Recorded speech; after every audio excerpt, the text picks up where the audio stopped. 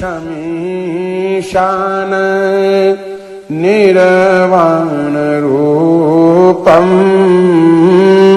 नमामि शमीशान निर्वाण रूपम् विभुं व्यापकं ब्रह्म वेदस्वरूपम् निजं निरगुणं निर्विकल्पं निरीहं चिदाकाशमाकाश वाशं भजेऽहम् निराकारमोङ्कार मूलं तुरीयं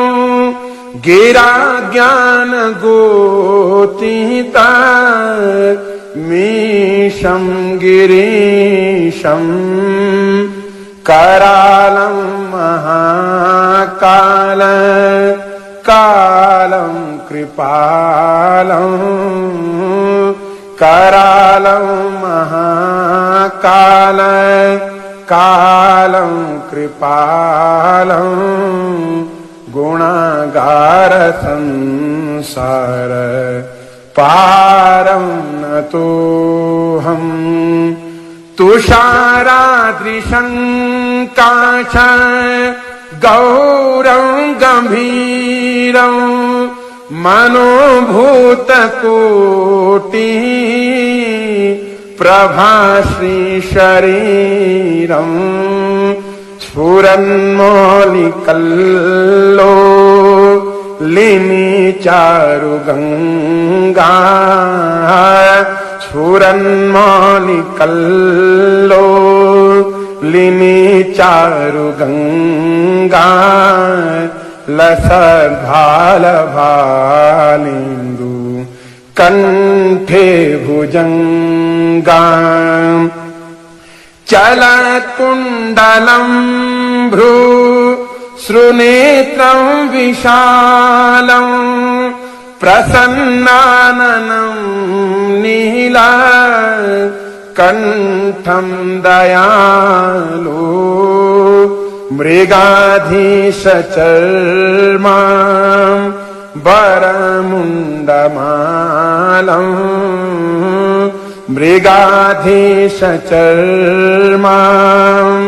वरमुण्डमालं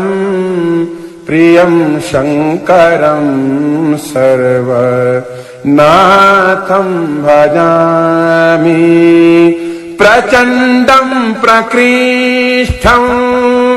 प्रगल्भं परेशं अखण्डं अजं भानु कोटि प्रकाशं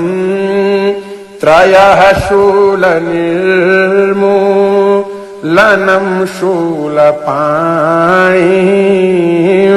त्रयः शूलनिर्मूलनं शूलपाणि भजेऽहं भवानी पतिं भावगम्यं कलातीत कल्याण कल्पान्तकारी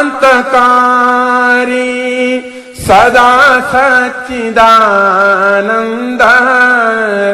दाता पुरारी चिदानन्द संदोह मोहापहारी चिदानन्द संदोह मोहापहारी प्रसीद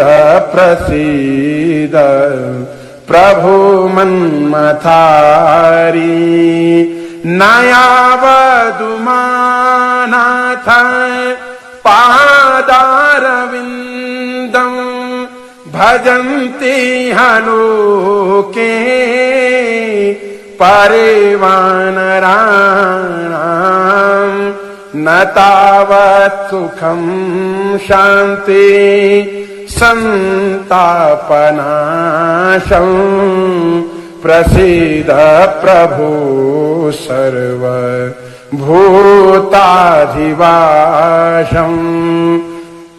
न जानामि योगं जपं नैव पूजां न जानामि योगं जपं नैव पूजां न तोऽहं सदा सर्वदा शम्भुतुभ्यं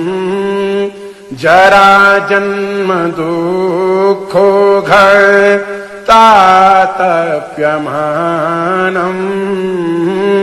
जरा जन्म दुःखो घर्तातप्यमानम् प्रभु पाहि आपन् नमामि शम्भो नमामि शम्भो नमामि शम्भो।